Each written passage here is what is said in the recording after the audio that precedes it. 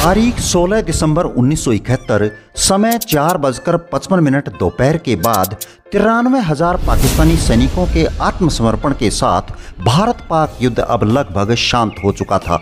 इस युद्ध में भारत ने पाकिस्तान को न केवल घुटनों पर लाकर उसके गुनाहों की सजा दी थी, बल्कि उसे दो हिस्सों में तोड़कर दुनिया को दिया था एक नया नवेला देश, बांग्लादेश। 3 दिसंबर 1971 से 16 दिसंबर 1971 केवल 13 दिनों तक चलने वाला ये युद्ध 20वीं सदी का सबसे छोटा लेकिन सबसे निर्णायक युद्धों में से एक था, जिसके परिणाम स्वरूप लगभग 93,000 पाकिस्तानी सैनिकों ने आत्मसमर्पण किया, जो द्वितीय विश्व युद्ध के बाद सबसे बड़ा सैन्य आत्मसमर्पण था। 1971 के संकट के बीज शायद 1947 में भारत के विभाजन के साथ ही बो दिए गए थे, जिसने पाकिस्तान को दो राष्ट्र राज्यों में बांट दिया, पश्चिमी पाकिस्तान यानी कि वर्तमान पाकिस्तान और पूर्वी पाकिस्तान यानी कि वर्तमान बांग्लादेश। यदि भौगोलिक रूप से भी देखा जाए तो ये दोनों क्षेत्र लगभग 1600 किलोमीटर से भी अधिक भारतीय क्षेत्र की वजह से अलग थे। फिर भी पूर्वी पाकिस्तान और पश्चिमी पाकिस्तान के लोग एक दूसरे को फूटी आंख नहीं देखना चाहते थे। क्यों? ऐसी क्या वजह थी? पूर्वी पाकिस्तान की अधिकांश आबादी बंगाली थी जो बंगला भाषा बोलती थी, जबकि पश्चिमी पाकिस्तान में उर्दू और पंजाबी प्रमुख थी। हालांकि पूर्वी पाकिस्तान आबादी ज़्यादा होने के बावजूद भी हाशिए पर था, क्योंकि राजनीतिक और आर्थिक संसाधनों पर पूर्णतया पश्चिमी पाकिस्तान का कब्जा था। पूर्वी पाकिस्तान जूट और चाय जैसे महत्वपूर्ण निर्यातों का स्रोत होते हुए भी उसे उसकी आय का उचित हिस्सा नहीं मिलता था। पूर्वी पाकिस्तान के लोगों को हमेशा हीन भावना से देखा जाता था और बड़े सरकारी पदों व सैन्य पदों से वंचित रखा जाता था। बंगालियों पर उर्दू भाषा को राष्ट्रीय भाषा के रूप में थोपने पर जोर दिया जाता था। बंगाली भाषा को दबाने के लिए पाकिस्तानी सेना हिंसा का सहारा लेती थी। अधिकांश विकास परियोजनाएं पश्चिमी पाकिस्तान में ही केंद्रित थी। केंद्र सरकार, जो कि पश्चिमी पाकिस्तान में स्थित थी, हर तरह से पूर्वी पाकिस्तान का शोषण करती थी, जिससे वहां के लोगों में असंतोष बढ़ता गया और अलगाववाद को बढ़ावा दिया। इन सब के अलावा 1970 में हुए आम चुनाव ने इस संकट को और गहरा दिया था। शेख मुजीबुर रहमान की नेतृत्व वाली अवामी लीग ने कुल 313 सीटों में से पूर्वी पाकिस्तान को आवंटित 162 सीटों में से 160 सीटें जीत ली। इस परिणाम ने शेख मुजीबुर रहमान को स्पष्ट बहुमत के साथ पाकिस्तान का प्रधानमंत्री बनने का मौका दे दिया। हालांकि याह्या खान और जुल्फिकार अली भुट्टो की पाकिस्तान पीपल्स पार्टी ने नतीजों को स्वीकार करने से मना कर दिया और भुट्टो, जिनकी पार्टी ने 81 सीट जीतकर पश्चिमी पाकिस्तान में बहुमत हासिल किया था, ने सत्ता साझेदारी पर जोर दिया। यानी कि मिला जुलाकर भुट्टो और सैन्य नेतृत्व ने शेख मुजीब को सत्ता सौंपने से इनकार कर दिया। मुजीब, भुट्टो और याह्या खान के बीच बातचीत रुक गई, क्योंकि पश्चिमी पाकिस्तानी नेताओं ने नेशनल असेंबली बुलाने से इनकार कर दिया। 1 मार्च 1971 को याह्या खान ने विधानसभा सत्र को अनिश्चित काल के लिए स्थगित कर दिया, जिससे पूर्वी पाकिस्तान में व्यापक विरोध प्रदर्शन शुरू हो गए। शेख मुजीबुर रहमान ने असहयोग आंदोलन शुरू कर दिया। नागरिकों और सेना के बीच झड़पें शुरू हो गई और देखते ही देखते एक मजबूत बंगाली राष्ट्रवादी आंदोलन आकार लेने लगा। हर तरफ सिर्फ एक ही मांग, अलग देश बांग्लादेश की थी। मौजूदा सरकार की पकड़ ढीली पड़ती जा रही थी, इसलिए राष्ट्रपति याह्या खान ने एक विशेष सैन्य अभियान चलाने का फैसला किया। 25 मार्च 1971 को पाकिस्तानी सेना ने रात को लगभग 11 बजे पूर्वी पाकिस्तान में ऑपरेशन सर्च लाइट शुरू कर दिया। ये एक ऐसा ऑपरेशन था जिसने बर्बरता की सारी हदें पार कर दी। इस अभियान में हजारों बंगाली नागरिकों, विशेष रूप से बंगाली हिंदुओं, बुद्धिजीवियों, छात्रों और राजनीतिक कार्यकर्ताओं को निशाना बनाया गया। सेना की कार्रवाइयों में सामूहिक हत्याएं और बलात्कार शामिल था। मरने वालों का आंकड़ा लगभग 30 लाख तक पहुंच गया था। शेख मुजीबुर रहमान को गिरफ्तार कर लिया गया और पश्चिमी पाकिस्तान ले जाकर जेल में डाल दिया गया, लेकिन गिरफ्तार होने से पहले उन्होंने एक प्रसारण के जरिए बांग्लादेश को स्वतंत्र घोषित कर दिया। This may be my last message. From today, Bangladesh is independent. I call upon the people of Bangladesh, wherever you might be and with whatever you have, to resist the army of occupation to the last. Your fight must go on until the last soldier of the Pakistan occupation army is expelled from the soil of Bangladesh. Final victory is ours. Pakistani सेना की बर्बरता के कारण लाखों बंगाली भारत में शरण लेने के लिए मजबूर हो गए। 1971 के अंत तक लगभग 1 करोड़ शरणार्थी भारत के पश्चिमी बंगाल, असम, त्रिपुरा और अन्य सीमावर्ती राज्यों में पहुंच चुके थे। इस शरणार्थी संकट ने भारत पर भारी आर्थिक और सामाजिक दबाव डाला। तत्कालीन प्रधानमंत्री इंदिरा गांधी ने अंतर्राष्ट्रीय समुदाय से इस संकट का समाधान करने की अपील की, मगर अपर्याप्त सहायता मिलने के कारण भारत को स्वयं कार्रवाई करनी पड़ी। उस समय भारत की अर्थव्यवस्था इतनी मजबूत नहीं थी, इसलिए सरकार को भारतीयों पर 5 पैसे शरणार्थी कर लगाना पड़ा। इसी बीच पाकिस्तानी दमन के खिलाफ पूर्वी पाकिस्तान में बंगाली नागरिकों और सैनिकों ने मुक्ति बाहिनी नाम से गुरिल्ला बल का गठन किया। भारत ने बंगाली विद्रोहियों को प्रशिक्षण और हथियार प्रदान करके मुक्ति बाहिनी का समर्थन किया। पूर्व बंगाली सैन्य अधिकारियों के नेतृत्व में पाकिस्तानी सेना के खिलाफ गुरिल्ला युद्ध शुरू किया गया। बुनियादी ढांचों को तोड़ दिया गया और पाकिस्तानी आपूर्ति लाइनों को बाधित किया गया। 1971 के मध्य तक मुक्ति बाहिनी ने ग्रामीण क्षेत्रों के महत्वपूर्ण हिस्सों पर नियंत्रण स्थापित कर लिया। मुक्ति बाहिनी को भारत के समर्थन से बल मिला, जिसमें सीमा राज्यों में प्रशिक्षण शिविर और तोपखाने की सहायता शामिल थी। भारतीय सेना के पूर्वी कमांड ने लेफ्टिनेंट जनरल जगजीत सिंह अरोड़ा के नेतृत्व में इन प्रयासों के समन्वय में महत्वपूर्ण भूमिका निभाई। मुक्ति बाहिनी की सफलता ने पाकिस्तानी सेना बलों को बांधे रखा और भारत के अंतिम सैन्य हस्तक्षेप के लिए मंच तैयार किया। भारत ने 17 अप्रैल 1971 को मुजीबनगर में स्थापित बांग्लादेश की अंतरिम सरकार को मान्यता दे दी। हालांकि प्रत्यक्ष सैन्य हस्तक्षेप से परहेज किया और नरसंहार को उजागर करने और अंतर्राष्ट्रीय समर्थन हासिल करने के लिए कूटनीतिक प्रयासों पर ध्यान केंद्रित किया और संयुक्त राष्ट्र व प्रमुख शक्तियों से हस्तक्षेप करने की अपील की गई।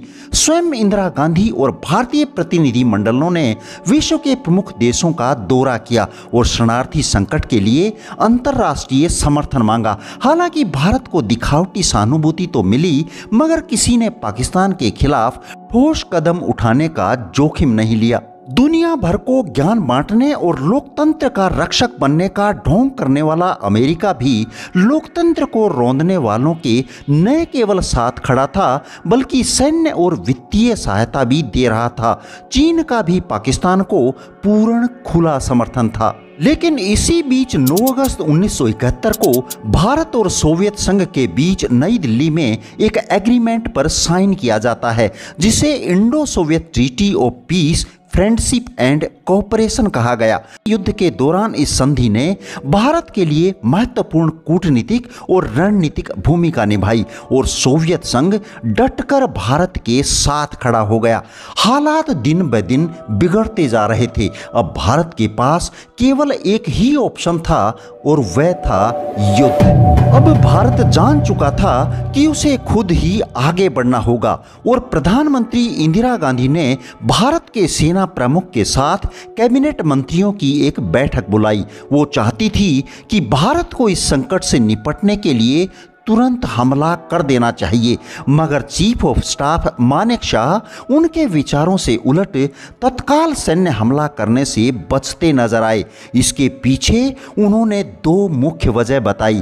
पहली मौसम और दूसरी सेना की तैयारी। भारत के सेनापति ने बताया कि इस वक्त भारतीय सेना युद्ध लड़ने के लिए पूरी तरह से तैयार नहीं है। मानसून का मौसम आ रहा था, जिससे बाढ़ और खराब गतिशीलता के कारण पूर्वी पाकिस्तान में ऑपरेशन मुश्किल हो जाएगा। मानेकशॉ ने तर्क दिया कि भारी दलदल के कारण सेना के टैंक और गाड़ियां फंस जाएंगी और आपूर्ति धीमी पड़ जाएगी। साथ ही गर्मियों के मौसम में हिमालय के दर्रों की बर्फ पिघल जाती है, जिससे चीनी हस्तक्षेप का जोखिम बढ़ जाता है। इसके अलावा बड़े पैमाने पर ऑपरेशन के लिए सैनिक जुटाने, संसाधन जुटाने और बलों को प्रशिक्षित करने के लिए समय की जरूरत होगी। वैसे तो मानेकशॉ को भारत की सैन्य श्रेष्ठता पर पूरा भरोसा था, लेकिन एक निर्णायक जीत सुनिश्चित करने के लिए ये सब करने की जरूरत थी। उन्होंने तत्काल प्रधानमंत्री इंदिरा गांधी से कहा कि अगर भारत समय से पहले हमला करता है तो वे जीत की गारंटी नहीं दे सकते, इसलिए उन्हें तैयारी करने के लिए 6 से 8 महीने का समय चाहिए और अगर उनको उनके निर्णय के खिलाफ काम करने के लिए मजबूर किया गया तो वे इस्तीफा दे देंगे। सरकार ने उनके रुख का सम्मान किया और उन्हें वह समय दिया गया जिनकी उन्हें जरूरत थी। 3 दिसंबर 1971 को पाकिस्तानी वायुसेना ने भारत के पश्चिमी सीमा पर स्थित 11 हवाई अड्डों पर हमला कर दिया। ये हमला भारत को युद्ध में खींचने की रणनीति थी, लेकिन ये पाकिस्तान के लिए उल्टा साबित हुआ। भारत ने तुरंत जवाबी कार्रवाई शुरू कर दी और पूर्वी व पश्चिमी दोनों मोर्चों पर युद्ध की घोषणा कर दी। युद्ध का मुख्य केंद्र पूर्वी पाकिस्तान था, जहां भारत का मुख्य उद्देश्य मुक्ति वाहिनी के साथ मिलकर पाकिस्तानी सेना को हराना और बांग्लादेश को स्वतंत्र कराना था। भारतीय सेना ने ब्लिट्जक्रेग रणनीति अपनाई, जिसमें छोटे छोटे शहरों को छोड़कर सीधे ढाका की ओर बढ़ा गया। भारतीय सेना ने जैसोर और खुलना के क्षेत्रों पर कब्जा कर लिया, जिससे पाकिस्तानी सेना की आपूर्ति कमजोर हो गई। हिली की लड़ाई में मुक्ति वाहिनी ने गुरिल्ला युद्ध की रणनीति अपनाई, जिसने पाकिस्तानी सेना को कमजोर कर दिया। भारतीय नौसेना ने पूर्वी पाकिस्तान की बंदरगाहों चट्टोग्राम और खुलना पर नाकाबंदी कर दी। भारत के INS विक्रांत ने इस लड़ाई में महत्वपूर्ण भूमिका निभाई। विमान वाहक पोत से 12 विमानों ने उड़ान भरी और दोनों बंदरगाहों को बुरी तरह क्षतिग्रस्त कर दिया। 4 दिसंबर 1971 की रात 10:30 बजे भारतीय नौसेना ने ऑपरेशन ट्राइडेंट शुरू किया। ये विश्व का पहला ऐसा नौसैनिक ऑपरेशन था जिसमें एंटीशिप मिसाइल्स का उपयोग किया गया था, लेकिन भारतीय नौसेना के पास ऐसा कोई युद्धपोत नहीं था जो रात के अंधेरे में हमला कर सके। इसलिए Soviet made OSA first class missile boats का इस्तेमाल किया गया, जो हाल ही में खरीदी गई थी। ये P-15 टर्मिट एंटीशिप मिसाइलों से लैस थी, लेकिन इनकी रेंज सीमित थी, इसलिए इन्हें INS किल्टन जैसे बड़े युद्धपोतों के साथ टो कर लिया गया और कराची के नजदीक पहुंचाकर छोड़ दिया गया। इन भारतीय मिसाइल बोट्स ने कराची बंदरगाह पर धावा बोल दिया और इसे तहस नहस कर दिया गया। पाकिस्तानी नौसेना का डिस्ट्रॉयर PNS खैबर और माइन स्वीपर PNS मुहाफिज पूरी तरह से नष्ट हो गए। इस हमले में मर्चेंट शिप वीनस चैलेंजर को भी भारी नुकसान हुआ। कराची के तेल डिपो पर मिसाइल हमले से भीषण आग लग गई, जो कई दिनों तक जलती रही। इस ऑपरेशन के सम्मान में भारत हर साल 4 दिसंबर को नौ सेना दिवस मनाता है। भारतीय वायुसेना ने भी पूर्वी पाकिस्तान में हवाई श्रेष्ठता हासिल की। पाकिस्तानी वायुसेना के पास उस वक्त केवल 14 पुराने सैबर जेट थे, जो भारतीय MiG-21 और हंटर विमानों के सामने टिक नहीं सके। पश्चिमी मोर्चे पर पाकिस्तान ने पंजाब और राजस्थान में आक्रामक रुख अपनाया, लेकिन भारतीय सेना ने इसे रोक दिया। राजस्थान के लोंगेवाला में मेजर कुलदीप सिंह चांदपुरी के नेतृत्व में केवल 120 भारतीय सैनिकों ने 2000 से लेकर 3000 पाकिस्तानी सैनिकों और 40 से 50 टैंकों का सामना किया। 4 दिसंबर रात 12:30 बजे पाकिस्तानी सेना ने तोपखाने की गोलीबारी शुरू कर दी और टैंकों के साथ आगे बढ़ना शुरू कर दिया। भारतीय सैनिकों ने जल्दी से बार्ब्ड वायर और माइंस बिछाए। इस दौरान माइंस की चपेट में आकर एक भारतीय जवान शहीद हो गया। भारतीय सेना ने एंटी टैंक बंदूकों और मोर्टारों का उपयोग करके पाकिस्तानी टैंकों को रोकने का प्रयास जारी रखा। शुरुआत में 2 पाकिस्तानी टैंक और 1 जीप बर्बाद कर दी। इसी दौरान एक पाकिस्तानी सैनिक भी मारा गया। सुबह होते ही भारतीय वायुसेना ने हमला कर दिया। 122 स्क्वाड्रन के हॉकर हंटर और मारूत विमानों ने पाकिस्तानी टैंकों पर भारी बमबारी की। वायुसेना ने कुल 18 सोर्टी उड़ाए, जिसमें पाकिस्तान के 36 टैंक, 100 गाड़ियां और 200 पाकिस्तानी सैनिकों को मिट्टी में मिला दिया। इस लड़ाई में भारतीय सेना के 2 जवान शहीद हो गए, 5 ऊंटों ने शहादत दी और 1 एंटी टैंक गन नष्ट हुई थी। लड़ाई 3 दिन तक चली और अंत में पाकिस्तानी सेना को पीछे हटना पड़ा। मेजर कुलदीप सिंह चांदपुरी को उनकी बेमिसाल रणनीति और अदम्य साहस के लिए महावीर चक्र से सम्मानित किया गया। 6 दिसंबर 1971 तक भारतीय सेना ने पूर्वी पाकिस्तान में कई मोर्चों पर बढ़त पाली थी। पाकिस्तानी वायुसेना भी उनकी मदद के लिए नहीं आ पा रही थी, क्योंकि भारतीय वायुसेना की प्रभावी रणनीति ने पाकिस्तानी हवाई ठिकानों को निष्क्रिय कर दिया था। 7 दिसंबर तक भारतीय सेना ने पूर्वी पाकिस्तान के महत्वपूर्ण शहर जैसोर पर कब्जा कर लिया। ये एक रणनीतिक जीत थी, क्योंकि जैसोर में पाकिस्तानी वायुसेना का एक प्रमुख एयर बेस था और अब भारतीय वायुसेना इसका इस्तेमाल अपने हवाई हमलों को और मजबूत करने के लिए कर रही थी। ये जीत भारतीय सेना के लिए एक टर्निंग पॉइंट थी, क्योंकि इसने उनके लिए आगे बढ़ने का रास्ता खोल दिया था। लेकिन जीत की राह अभी भी आसान नहीं थी।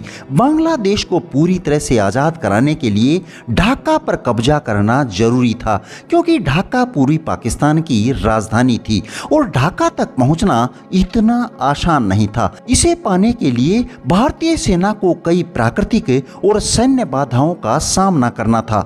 लेकिन जोश से लबालब भारतीय सेना उत्तर पूर्वी सेक्टर से आगे बढ़ी और 10 दिसंबर तक सिलहट टाउन पर कब्जा कर लिया और अब अगला कदम था मेघना नदी को पार करके ढाका की ओर बढ़ना। मेघना नदी के पार ढाका की ओर बढ़ने के लिए आशुगंज एक महत्वपूर्ण बिंदु था।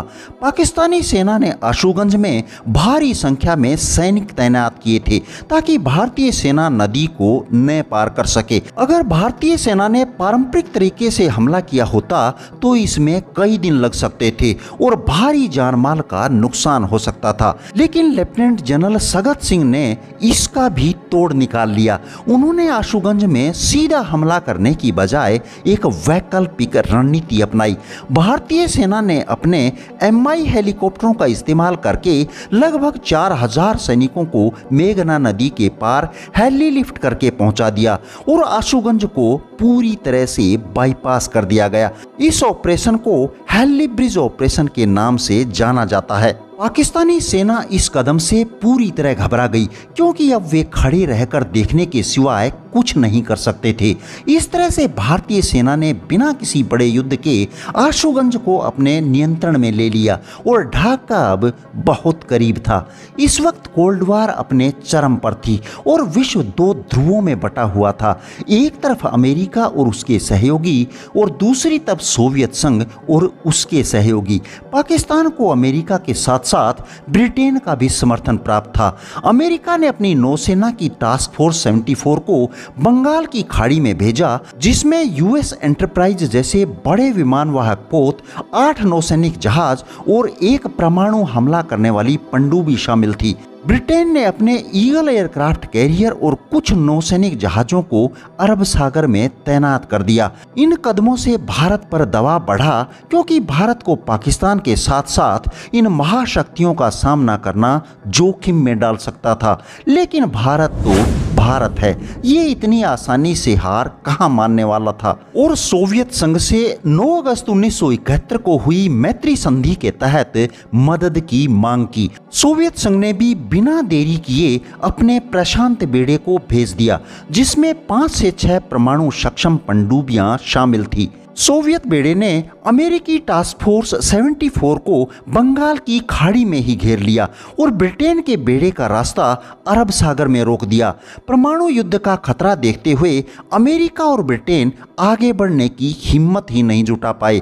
ये कदम भारत की कूटनीतिक जीत थी जो एक बड़ा खतरा टालने में सहायक सिद्ध हुई। जैसे जैसे युद्ध आगे बढ़ा, भारतीय सेना पूर्वी पाकिस्तान पर अपनी पकड़ मजबूत कर रही थी। 11 दिसंबर 1971 को भारतीय सेना आगे बढ़ रही थी और पाकिस्तानी सेना पीछे सिकुड़ रही थी। लेकिन ये भी बड़ा खतरा था, क्योंकि अगर पाकिस्तानी सेना ढाका पहुंचकर वहां की सेना के साथ मिल जाती है तो ढाका को आज़ाद कराना भारत के लिए मुश्किल हो सकता था। इसलिए भारतीय सेना ने वायुसेना के साथ मिलकर एक शानदार रणनीति बनाई और तंगेल, जो ढाका और पीछे हट रही पाकिस्तानी सेना के बीच में एक महत्वपूर्ण क्षेत्र था, वहां भारतीय सेना ने लगभग 50 ट्रांसपोर्ट विमानों के जरिए 800 पैराट्रूपर्स को उतार दिया और पाकिस्तानी सेना को पीछे हटने से रोक दिया। अब पाकिस्तानी सेना के सामने आगे कुआं